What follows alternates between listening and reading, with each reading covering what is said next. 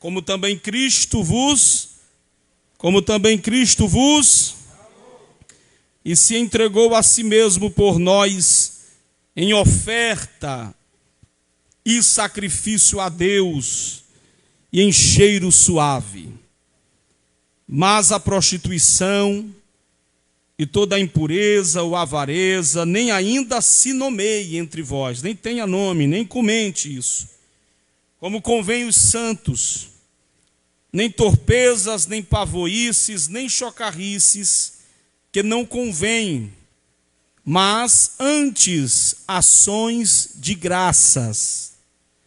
Porque bem sabei isto, que nenhum fornicário, ou impuro, ou avarento, ou qual é o idólatra que tem a herança no reino de Cristo e de Deus?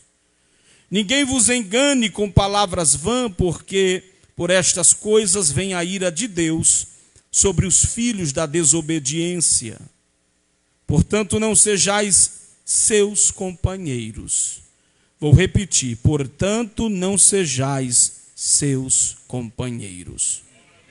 Porque noutro tempo vocês eram trevas, mas agora sois luz no Senhor.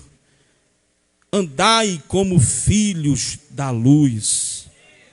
Porque o fruto do Espírito está em toda bondade, justiça e verdade, aprovando o que é agradável ao Senhor. E não comuniqueis com as obras infrutuosas das trevas, mas antes condenai-as. Porque o que eles fazem em oculto, até dizê-lo é vergonhoso, é torpe. Mas todas as coisas se manifestam sendo condenadas pela luz, porque a luz tudo manifesta. Pelo que diz: desperta tu que dormes, e levanta-te dentre os mortos, e Cristo te esclarecerá. Só até aqui. Desperta tu que dormes, levanta-te dentre os mortos e Cristo te esclarecerá. Meus irmãos, essa epístola é uma epístola por demais rica, por demais frutífera nas nossas vidas. E todas as quartas que nós temos aprendido aqui essa palavra, nós já estamos há alguns meses nesta epístola, né? E alguém pode dizer assim: mas meu Deus, não vai sair mais de Efésios não, pelo amor de Deus? Vai entrar o ano 2026, a gente em Efésios, pastor. Mas é que cada ensinamento nessa epístola é um culto de doutrina diferente. São assuntos diferenciados, e cada um é um estudo bíblico diferenciado. Aqui ninguém está repetindo nada, aqui não tem repetições, aqui não tem... não, aqui são... Cada ensino na carta aos Efésios é uma edificação diferente para as nossas vidas. Desde o capítulo 1, a família de Deus, o plano da salvação. Capítulo 2, a graça, pela graça sois salvos. Capítulo 3, o apóstolo falando do mistério oculto em Deus que foi revelado. Aí no capítulo 4, do ministério da igreja e tal. E agora no capítulo 5. Só que no capítulo 5, Paulo vai dar início à segunda parte da carta aos Efésios. Eu já disse uma vez e vou repetir que as cartas do apóstolo Paulo, elas tinham dois pontos. Primeiro, doutrinário. Primeira parte da carta era Paulo doutrinando a igreja. Eram assuntos teológicos e doutrinários. Em um determinado ponto da carta, então ele parava de falar sobre a doutrina teológica ou as doutrinas teológicas, e ele passava-se então para a vida prática da igreja, para o dia a dia, para o relacionamento. E na carta aos Efésios, Paulo trata da parte teológica até o capítulo 4. Ele fala de graça, ele fala de mistério revelado, ele fala de doutrina da salvação, soteriologia, ele fala da cristologia, a doutrina de Cristo, ele fala da trindade na carta aos Efésios nos primeiros capítulos, para você ter uma ideia, não de forma explícita, mas da obra de cada um dentro da salvação. Agora, quando Paulo chega no final do capítulo 4, volta um pouquinho aí, o capítulo 4, e eu quero dizer uma informação para a igreja aqui, que nos textos originais não existiam capítulos. Não existia capítulo 1, nem capítulo 2, nem capítulo 3. Isso aí foi acrescentado à igreja a partir do ano de 1200 para frente. Para que se organizasse, para que você entendesse que aqui acabou um assunto, ali começou outro. Mas não existia essa divisão de capítulos, porque era uma carta. Quem é que escrevia uma carta colocando capítulos? Ninguém. Quem já escreveu carta aqui no passado? Quem já escreveu carta aqui para namorada, para esposa? Eu namorava com a irmã Laíne através de carta. Eu lá num lugar do Piauí, ela em outro, e eu mandando carta e foto para ela, minhas fotos lá, eu vestido de paletó, viu, irmão? Foto de crente, assim, viu? Nós vestidos assim de paletó, assim, fazendo assim, aquelas coisas bem antigas. Aí ela ia lá, mandava uma foto também na frente de um carro assim, ó, com as mãos. Era um negócio bonito, mas não existe capítulo em carta. Carta é carta. E eu estava lendo o capítulo 5, a partir do capítulo 5, e é preciso entender que, a partir do capítulo 5, Paulo não vai tratar agora de assuntos doutrinários teológicos. Paulo, a partir de agora, vai passar a tratar acerca de convivência, de prática, de colocar em prática e em obra tudo aquilo que eles vêm aprendendo. E agora, Paulo não vai mais escrever a teoria, Paulo agora vai escrever a prática. E eu já disse uma vez e vou repetir, porque não adianta nada nós virmos a igreja, ouvirmos a palavra, termos ensinamentos ungidos, cheios da presença e da graça de Deus, e conhecimento para você, e da porta para fora você não cumpriu o que você ouviu aqui dentro. Não adianta nada. O que você e eu aprendemos precisa estar presente, irmãos, na nossa vida prática do dia a dia.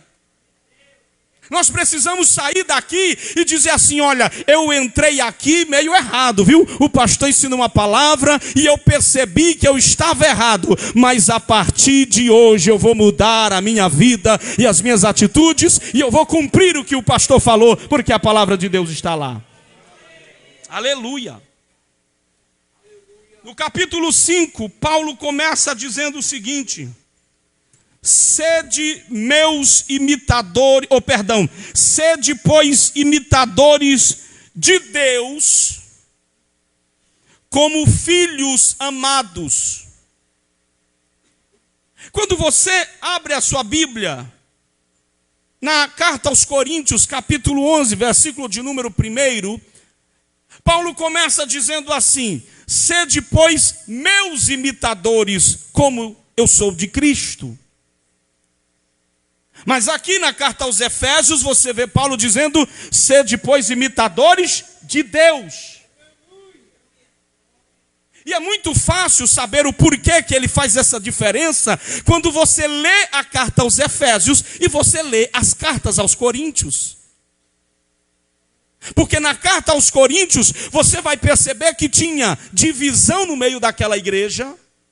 Alguém dizia que era de Apolo, alguém dizia que era de Cefas, alguém dizia que era de Cristo, alguém dizia que era de Paulo. No meio daquela igreja existiam pessoas enteados, tendo relacionamento com seus padrastos ou madrastas. Paulo chama os crentes aos coríntios de carnais, os crentes coríntios de carnais, de meninos.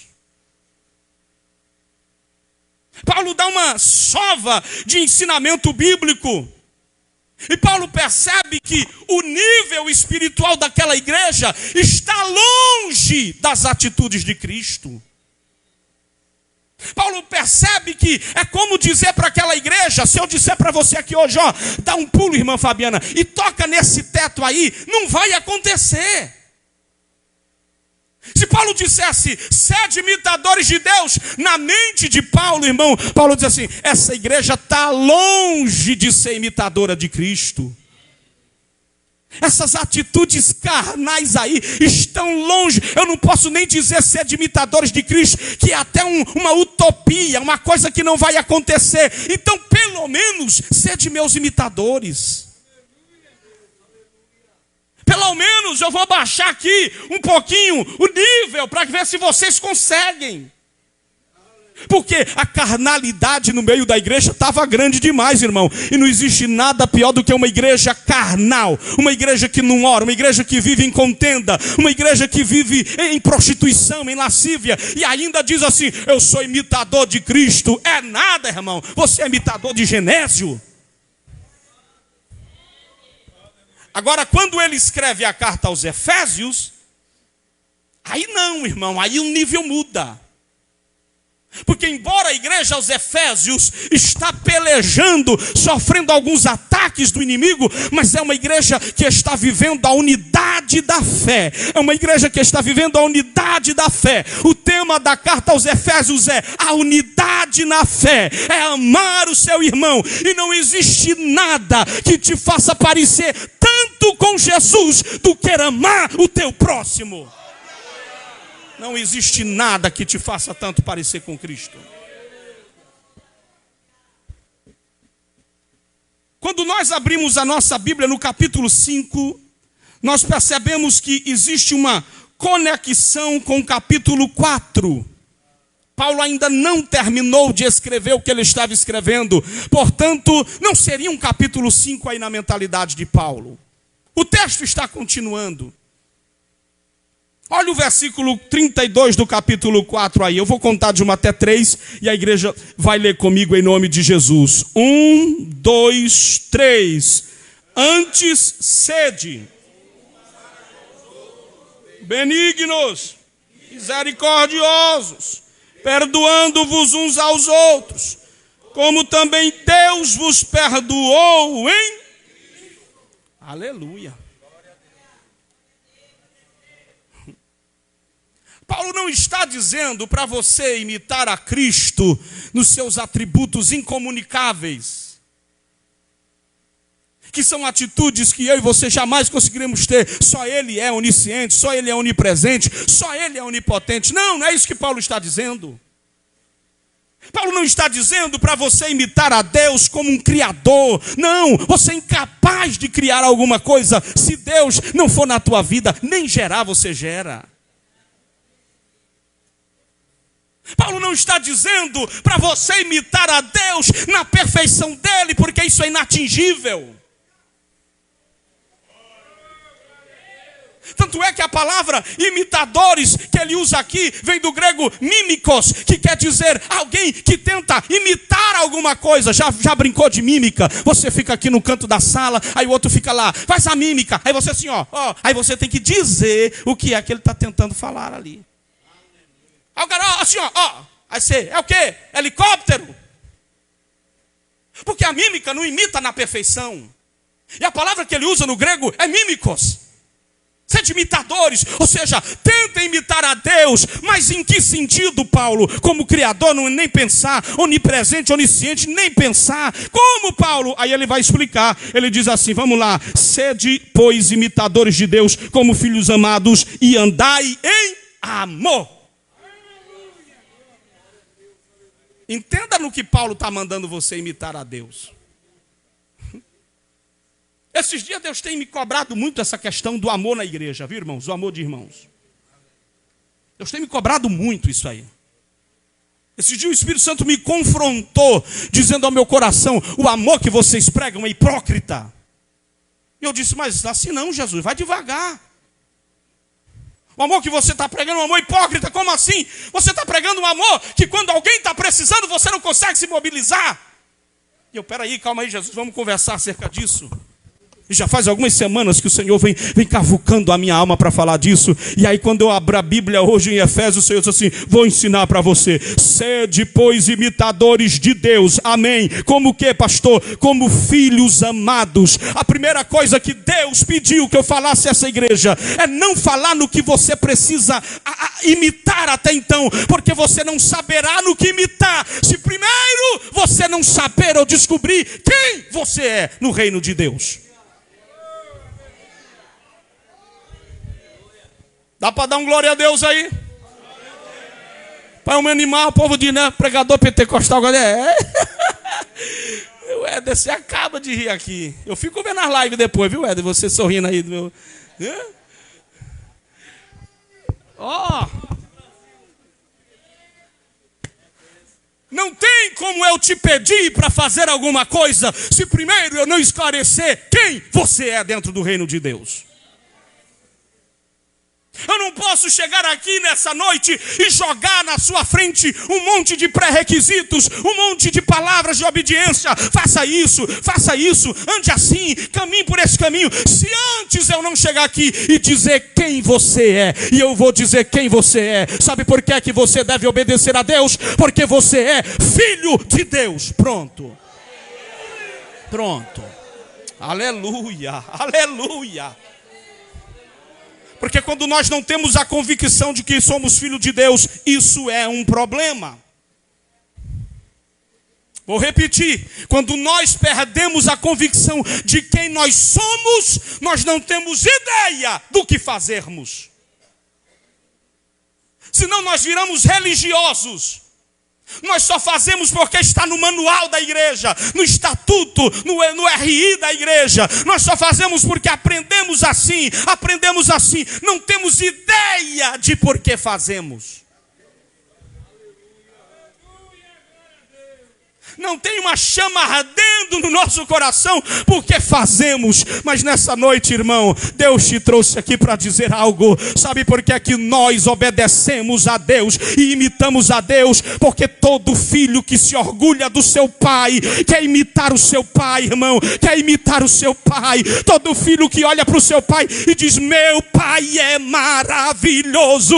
Esse filho, irmão, diz: eu quero ser igual ao meu pai quando eu crescer. Ramaya Sharabahasa.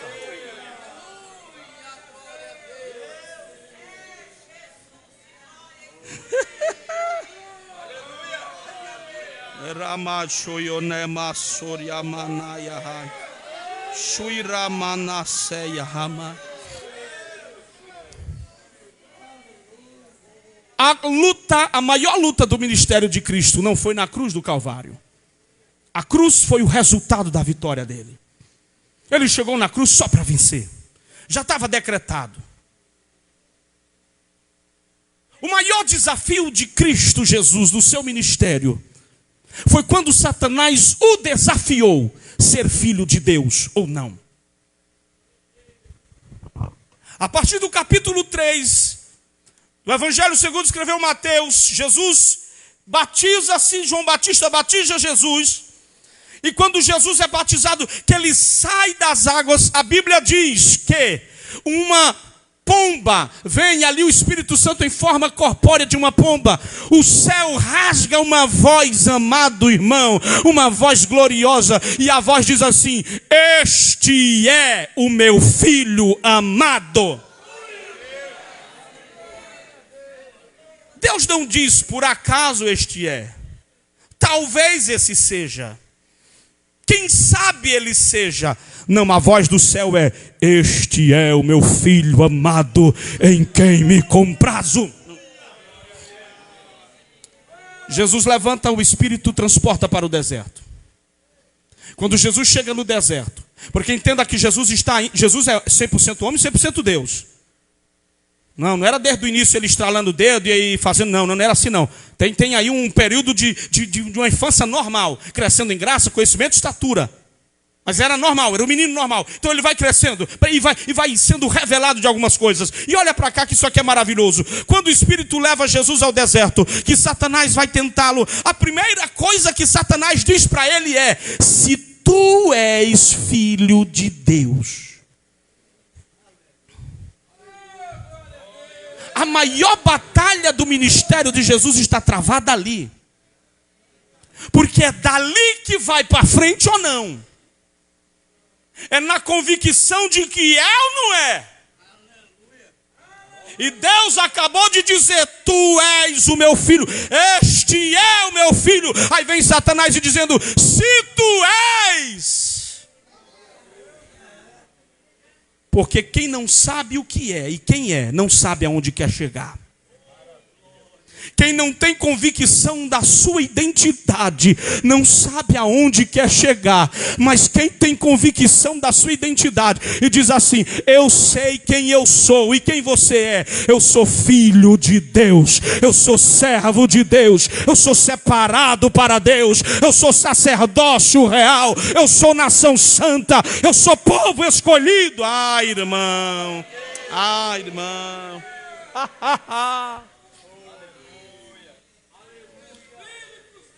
Sede, pois, imitadores de Deus como filhos amados.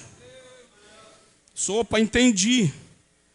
É para imitar ao meu pai. Sim, imita ao teu pai aí da melhor maneira que você conseguir. Mas o primeiro ponto que Paulo separa aqui, eu gostaria que você anotasse. Eu vi alguns irmãos anotando, fiquei muito feliz. Anote aí. Imitar a Deus em quê? Primeiro, imitando a Deus em amor.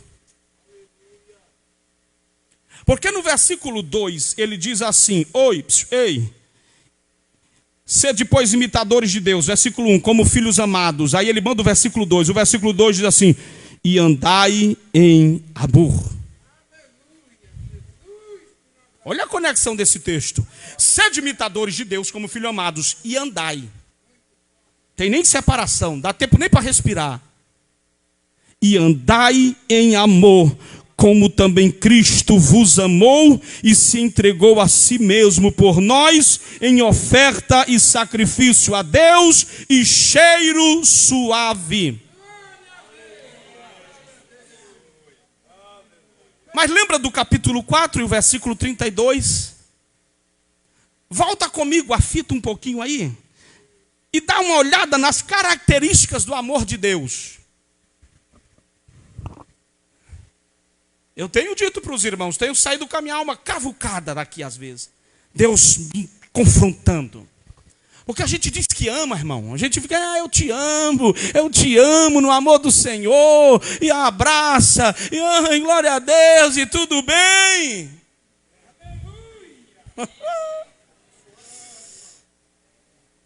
Posso continuar, irmãos? Versículo 32. Antes sede uns para com os outros. Número 1, benignos. Número 2, misericordiosos. Número 3, perdoando-vos uns aos outros, como também Deus vos perdoou em Cristo.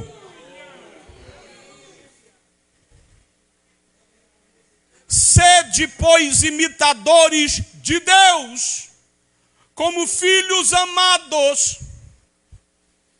Vou perguntar: quem aqui tem convicção que é filho de Deus? Levante a mão e dê um glória a Deus para estrondar isso aqui e para Satanás ver que você não tem dúvida disso. Porque eu acho bem enquanto tem uns crentes que estão com dúvida se são filho de Deus ou filho de Satanás. Você é filho de Deus. Tenha essa convicção.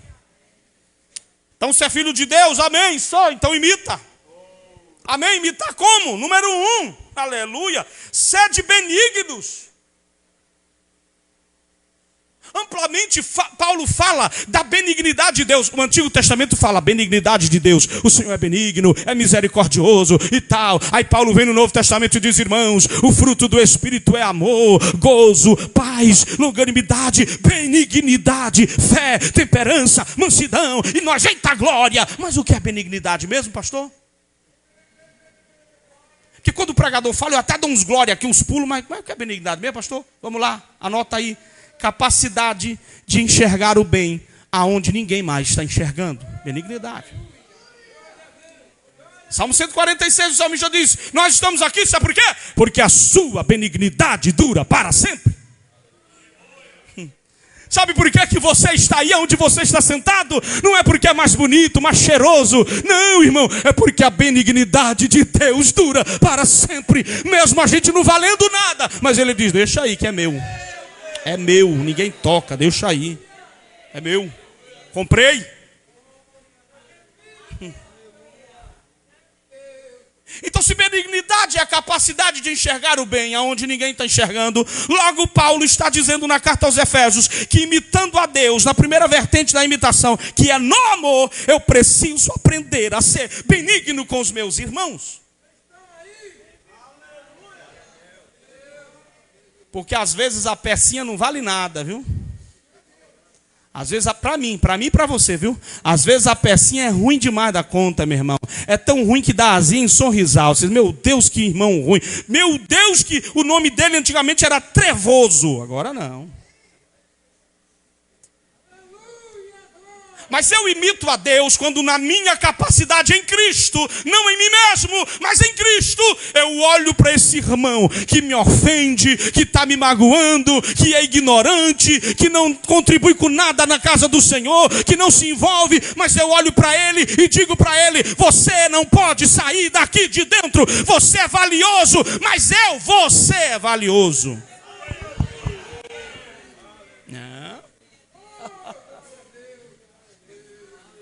Eu imito a Deus quando eu ativo o modo benigno, e o modo benigno não joga ninguém fora.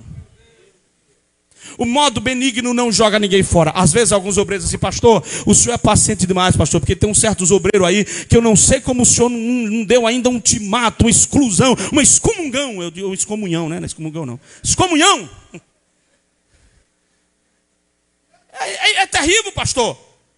O cara apronta, levanta, cai, apronta, faz, e vive fofocando, vive falando mal, vive murmurando. Aí quando a gente olha, está o Senhor lá: Pai, Senhor, meu irmão, tudo bem, dando um abraço. O senhor não sabe? Aí eu digo: sei de tudo.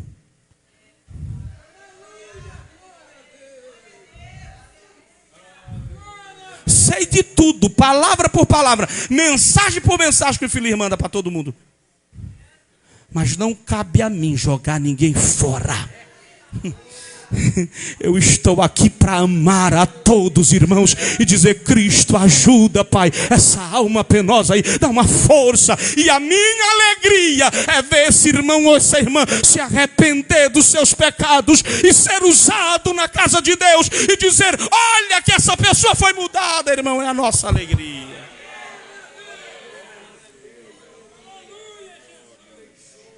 Eu disse para alguém esses dias: nós nunca jogaremos ninguém fora. Enquanto houver vontade de aprender, de se arrepender, nós vamos estar aqui para tentar ensinar.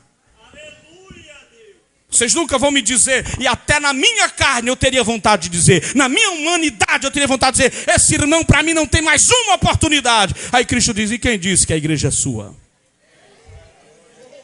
Mas eu tenho vontade de dizer: o pastor dá até a conversa de vez em quando. Aquele irmão ali, pastor, para mim não vai, não funciona, não anda, não vem. Aí Jesus disse: deixa ele vir no próximo culto para tu ver o que é que eu faço contigo. Aí eu digo: vem, pedra angular. Sede, pois, imitadores de Deus em quê? No amor. Como assim? Número 1, benignos. Enxergando a bondade que você não vê. Porque ninguém, na verdade, ninguém é feito só de defeito. Todo mundo tem qualidade, irmão. O problema é que nós só procuramos os defeitos das pessoas. Segundo, misericordioso. O amor de Deus é misericordioso. Como assim? Miseres, sentir angústia, lamúria e cordia no coração. Misericórdia é sentir a dor do meu irmão como se fosse eu passando o que ele está passando. Misericórdia. Tem alguém me ouvindo? Você se torna imitador de Deus quando você sabe que alguém está sofrendo e você começa a chorar também, gemer. Oh, Jesus, tenha misericórdia, Jesus. Mas o que é? Não é com você, mas é como se fosse comigo. Lembra quando Paulo escreve aos Gálatas? Não vou lembrar o texto exato agora, mas o texto diz o seguinte: meus irmãos, eu sofro por vós de novo, outra vez, dores como que de parto. Eu estou sofrendo dores porque vocês estão no caminho errado. Posso doutrinar a igreja? Posso? Esse evangelho que você vê alguém caído, afastando-se da presença de Deus, afastando-se dos caminhos de Deus, e você fica divulgando isso à torto e à direito, mandando para todo mundo: fulano desviou, fulano está no mundo, não vem mais, e fica sorrindo. Isso não é um evangelho, não, irmão. Isso é o inimigo trabalhando, porque o evangelho verdadeiro te faz sentir a dor de quem está no mundo, te faz sentir a dor do irmão que sentava ao teu lado e não está mais lá, irmão. Porque tem gente que faz festa quando alguém sai da igreja. Tu viu? Fulano saiu da igreja, rapaz. Meu Deus, está parecendo uma piriguete.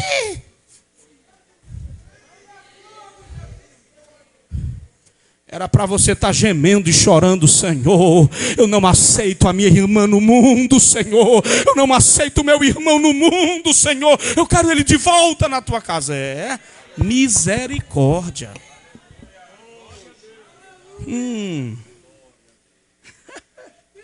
Vai pensando que evangelho é você carregar essa Bíblia do tamanho do mundo aí. Vai pensando que evangelho só tem a ver com o tamanho dessa roupa que você está vestindo aí. Vai pensando que evangelho só tem a ver com o tamanho desse cabelo que você tem aí. Vai pensando que evangelho só tem a ver com isso.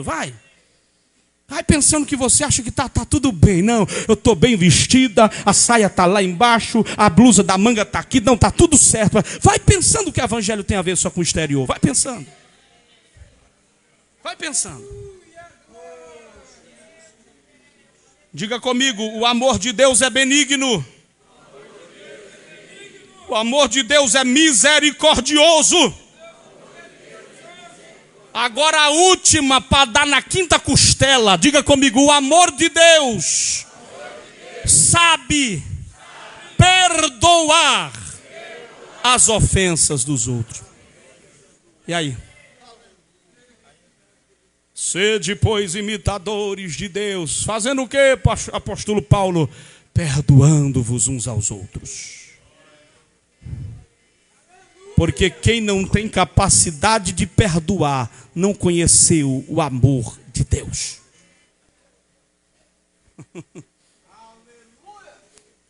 Quem não tem capacidade de ter sido ferido, mas perdoando, conviver com ele ou com ela de novo, não conheceu o amor de Deus. E não entra nessa de perdoei, mas não quero aproximação. Não entra nessa, não. Isso é Satanás te enganando. Não entra nessa, não. Perdoei, mas não olho nem na cara. Passou por mim, ó, paz. Ó, vai nessa. A maior definição de perdão, o maior conceito, na verdade, é que perdão não é você esquecer o que te fizeram, porque você não teve problema na sua memória. Não, perdão não é você, esqueci o que foi mesmo, que não, você vai lembrar. Você vai lembrar até o dia que morrer, você vai lembrar.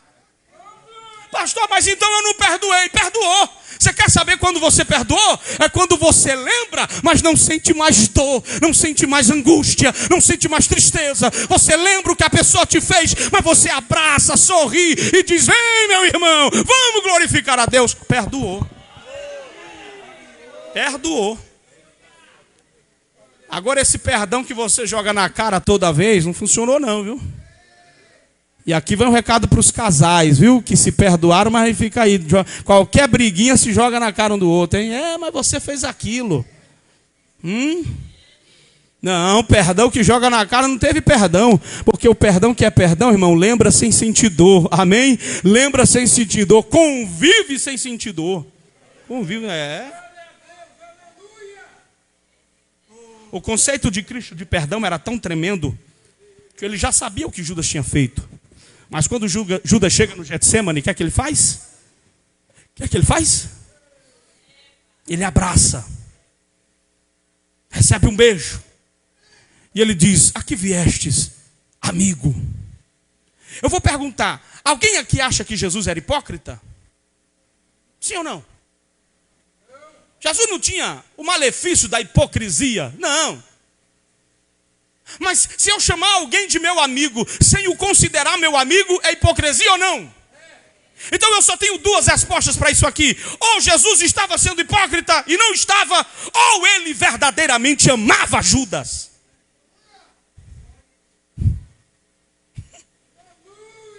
Porque era assentar à mesa com Tiago, com Pedro e João é muito fácil. Eu quero ver você assentar à mesa com Judas.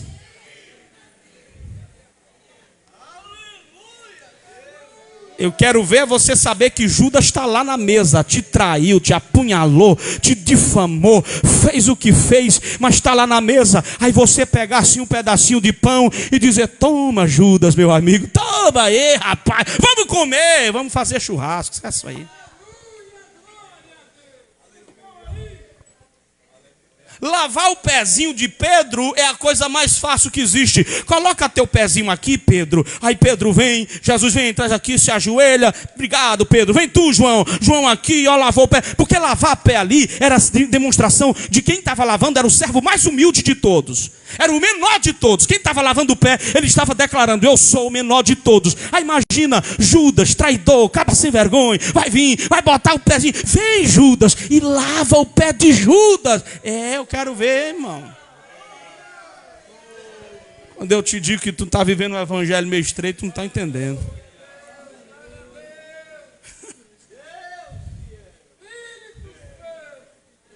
Perdoando-vos uns aos outros.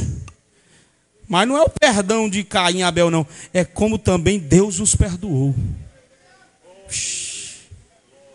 Que o perdão de Deus, irmão, é um perdão magnífico. Tem uma característica no perdão de Deus que é descrita por Paulo, que eu sou apaixonado por essa descrição em Romanos. Paulo diz: olha, Deus entregou o seu Filho a nós, por nós, Cristo Jesus, para morrer por nós e nossos pecados. Aí ele diz assim: quando nós ainda éramos seus inimigos. A maior demonstração de amor de Deus foi entregar a sua preciosidade por nós, quando nós ainda éramos seus inimigos. Porque levar um presentinho para quem fica te bajulando o dia todo é bom, é fácil. Levar um presentinho para quem, quando soube que você adoeceu, já te ligou, já: tudo bem? Tudo bem? Não, estou te ligando. É muito fácil, você cria empatia. Eu quero ver você levar um presentinho para quem está falando mal de você. Aí...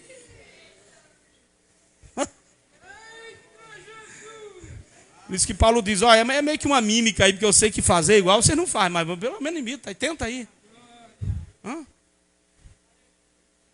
Eu quero ver você tratar bem e agradar quem anda nas rodas de fofoca, dizendo que você não vale nada, que você está em pecado. Se você está em pecado, você está na igreja. Aí você levanta um dia, enquanto esse irmão: eu trouxe um presentinho para você, meu irmão. Mas, meu Deus. Vamos continuar?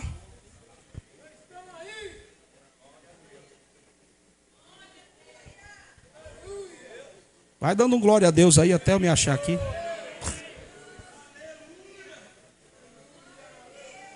Número 1, características do amor de Deus. Número 2, o amor de Deus é validado por uma atitude. Vou repetir: o amor de Deus é validado por uma. O amor de Deus é validado por uma. Versículo 2: e andai em amor, como também Cristo vos amou. Até aí tudo bem. Mas ele continua o texto dizendo: e se entregou a si mesmo. O verbo entregar aqui tem algo muito forte aqui por trás. Entregar quer dizer aqui, no seu contexto imediato para nós, tomar uma atitude de amor. O apóstolo João, eu estava lendo isso aqui e, meu Deus do céu, o Senhor bradou algo maravilhoso no meu coração. O apóstolo João diz uma coisa na sua primeira missiva. Abra aí, primeira missiva. Ele diz assim: amai não só com palavras. 1 de João 3,18. Quem acha para mim, por favor, esse texto? 1 João 3,18. Os obreiros, por favor, põe a Bíblia aí para funcionar. Quem achar pode ler. Sim.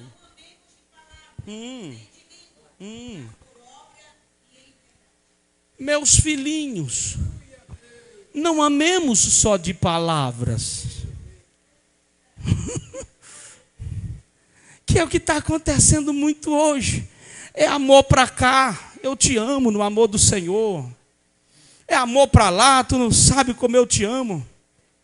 Esses dias o irmão até contou um testemunho, não sei onde foi, aí na igreja que foi, que o irmão pegou um cálice, aí deu para o outro, e trocou assim, ó, toma meu cálice, eu te amo, tu me ama, e tal, eu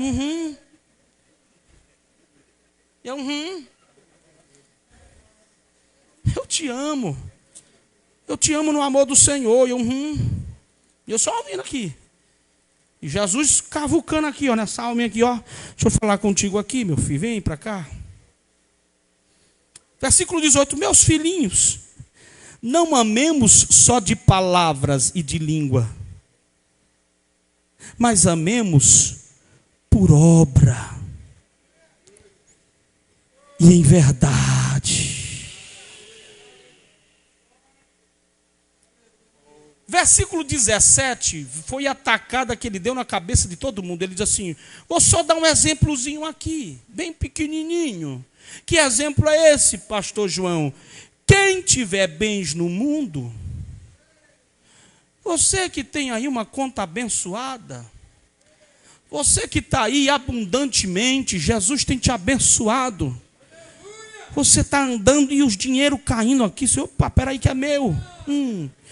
Quem, pois, tiver bem no mundo e ver a seu irmão necessitado, vai dar uma olhadinha de lado e vai ver um irmão precisando de ajuda. Vai olhar de lado e ver um irmão precisando de um prato de comida, de uma cesta básica. Vai olhar de lado e ver o filho do irmão indo para a escola com as roupas tudo rasgadas. E os seus filhos estão com um monte de roupa intocada lá, que não usa mais, que não cabe mais. Mas só porque foi de marca, você não teve coragem de tirar isso do guarda-roupa.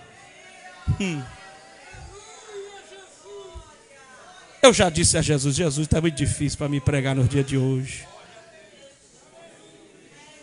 E essa roupa aqui, irmã, a irmã está vestindo 50. Mas ela ganhou uma blusa quando ela vestia 40. Mas foi cara. Aí sabe onde é que está essa blusa? Dentro do guarda-roupa, amassada há 10 anos e não sai de lá para nada. E um monte de irmã que veste 40 andando com a roupa sujinha, porque às vezes não tem condição. Você aí, irmã centopeia. Irmã centopeia, olha para cá. Você que está com 40 pares de sapato no seu guarda-roupa. Tudo novo, tudo de marca. E você olha de lado e vê uma irmãzinha vindo com a sandalinha com prego enfiado embaixo, como eu já andei muito assim, muitas vezes com a havaiana e o prego enfiado embaixo. E você olha só de lado e diz assim, misericórdia, misericórdia. Foi a única coisa que você não sentiu.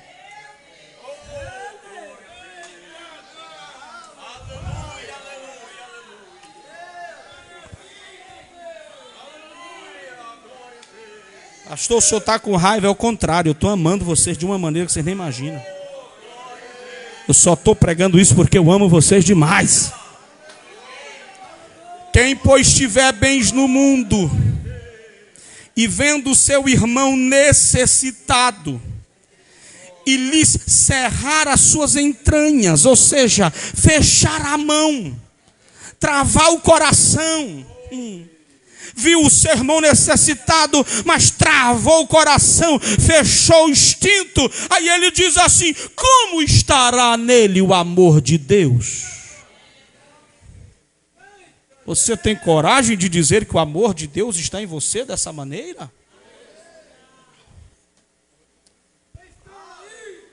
O amor de Deus é validado por uma atitude.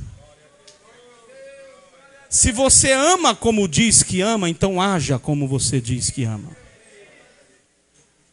Isso aqui vale para o casamento também, viu? Maridão, eu te amo, eu te amo. Te ama? Ama? Eu te amo. Ama? As irmãs, dá uma provada se ele ama mesmo. Dá uma provada se ele ama mesmo. Deixa eu ver. Eu vou dizer um negócio aqui com toda a liberdade, mas é um exemplo que eu vou citar aqui, ó. Esse varão, ele diz assim: pastor, eu gosto de cidade do interior. Eu não gosto de cidade praiana. Esse irmão aqui, ó. Pastor, por mim, eu estava dentro de uma cidade pequena para dentro, isolado, na mata do interior. Mas a velhinha dele, a amada esposa dele, ela ama a cidade litorânea. Aí ele diz: pastor, eu odeio o litoral. Aí eu disse: quantos anos o senhor está aqui? 38 anos. Aí ela disse assim: é porque ele me ama. Ela disse para ele: se tu me ama, tu vai ficar aqui. Aí ele, 38 anos, gostando ou não, está aqui no litoral. E eu fui na casa deles esses dias tomar um café.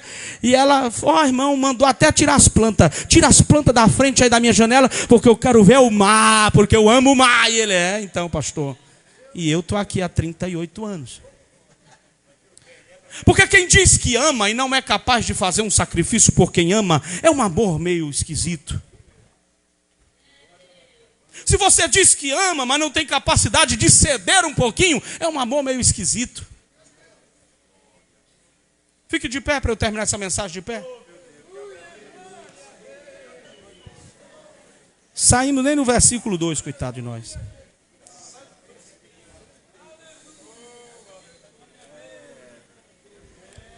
Então quando o maridão disse assim: eu te amo, aí tu diz assim: me ama?